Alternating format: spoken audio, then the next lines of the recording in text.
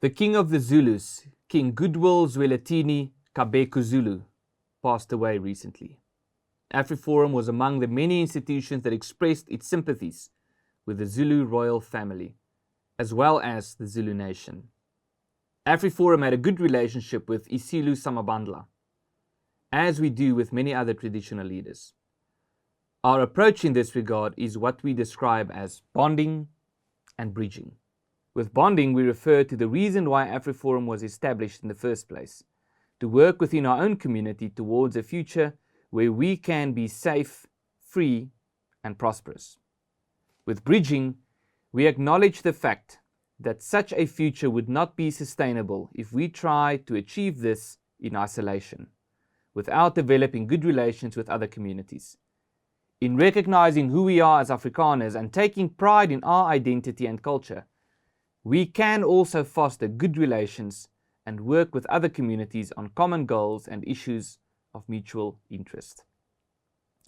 Given that we tend to look at history as a series of conflicts between groups, we also tend to downplay the extent to which groups have cooperated on matters of mutual interest in the past. It's a bit like the news media. Friction and conflict is much more newsworthy, sells more papers, and gets more clicks than feel-good stories. When it comes to the history of Afrikaners, for example, we tend to think of the conflicts with the British in the Cape and Natal, the battles of the Great Track, the two Anglo-Boer wars, and the apartheid system of the 20th century. This narrative, however, ignores the rich history of cooperation between Afrikaners and other cultural communities here in the southern tip of Africa. So let us look at a few historical examples of bridging between Afrikaners and other communities.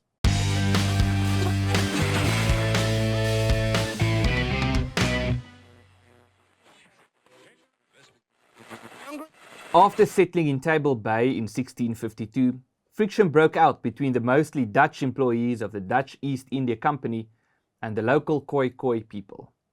What made the Cape Colony unique compared to other European settlements, writes historian Herman Kilumea, was not, however, that violence occurred between settlers and indigenous people, but that the Dutch settlers had decided to trade with the locals and to employ them on a large scale, rather than to exterminate or drive them out.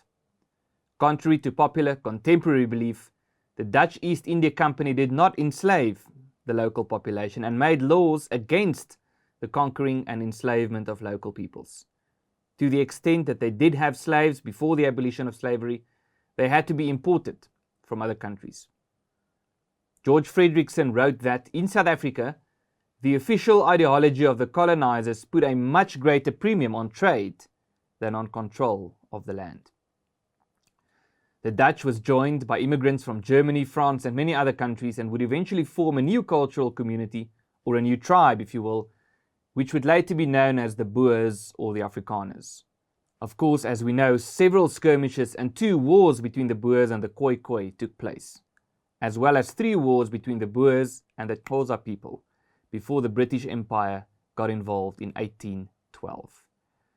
Frustration among the Boer people as a result of political, economic and social issues after the annexation of the Cape by the British Empire culminated in the Great Track of 1835 to 1846, during which several thousand Boers packed their ox wagons and migrated inwards towards what is currently known as the northern provinces of South Africa. In his manifesto, Piet Retief, one of the leaders of the Great Track, wrote that they aim to establish peaceful relations with cultural communities whom they will encounter. A series of peace treaties and trade agreements between the Boers and other African cultural communities took place during the Great Track, some of which are still held in the National Archives. In some cases, occupied land was given back to the cultural communities who lived there before they were driven out during a time known as the Mfecane, which culminated with King Mzilikazi Khumalo's wars. One such case was when Moelwa of the Huruchi visited the Boer leader Hendrik Potgieter at Mooirivier and requested him to allow his people to live on the land they had inhabited before they were driven out by King Mzilikazi. Potgieter agreed to this and assisted with the drawing up of borders for the Huruchi area near where Zeerust is today. Other cultural communities whose land was given back to them by the Boers at the time included the Matlaba, Kwena, and the Kgatla. The Republic of Natalia was established in current-day KwaZulu-Natal after the Great Track, but it was, however, annexed by the British in 1843, 5 years after its founding. In 1846, a purchase agreement was concluded with the Swazi king, in terms of which the area between the Olifants and Crocodile rivers was traded for cattle. In 1855, a similar agreement was concluded regarding the Lydenburg district. In that year, the Swazi king also ceded a strip of land along the north bank of the Pongola River to the Boers, with the idea that an area of Boer settlements would serve as a buffer zone between the Swazis and the Zulus. Also, in 1855, some Boer farmers bought land from the Zulu king Mpande between the Buffalo and Blood rivers to be incorporated by the Boers as the district of Utrecht. A resolution of 1853 by the Boers gave leaders in each of their districts the responsibility of allocating land to other cultural communities where needed for their occupation.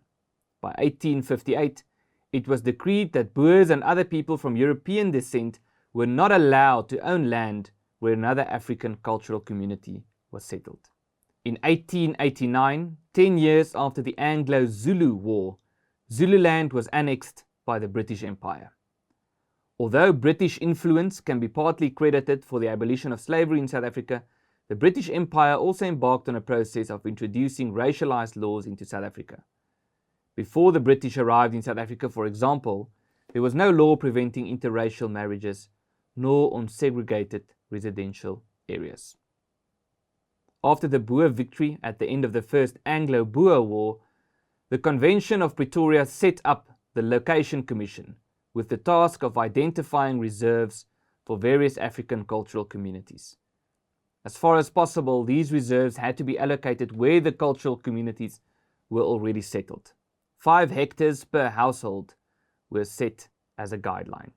After the humiliation of the Zulu royal family and the subdivision of the Zulu kingdom by the British Empire, a Zulu civil war broke out in 1884. The Usuthu, led by the lawful successor to the Zulu throne, King Dinizulu Kekatshwayo, and his uncle Prince Ndabuko Kampande, turned to the Boers for assistance in ensuring peace and stability in the Zulu kingdom and the survival of the royal lineage. With the assistance of 100 mounted Boers, King Dinizulu was victorious at the Battle of Ghost Mountain against the Mandlakazi led by Chief Zebebu Ka Mapita. King Dinizulu then ceded an area located just below what is today known as Swaziland to the Boers for services rendered, where the Boers established the new republic, later incorporated into the South African Republic. These are only a few examples of cooperation between Afrikaners and other cultural communities, and of course, this isn't the whole story. Yes, the apartheid system hangs like a dark cloud over the history of South Africa.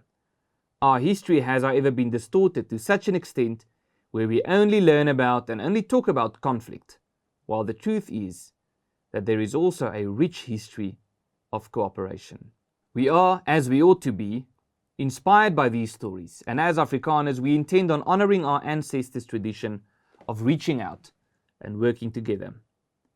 We aren't naive to believe that we can build a universal globalist future if only we were to shed ourselves from our cultural identities. No, we believe that it is through the acknowledgement and having a sense of pride in who we are and where we come from that we can foster healthy relations with other communities whose cultures, traditions and heritage are different from ours. Hence the term bonding and bridging.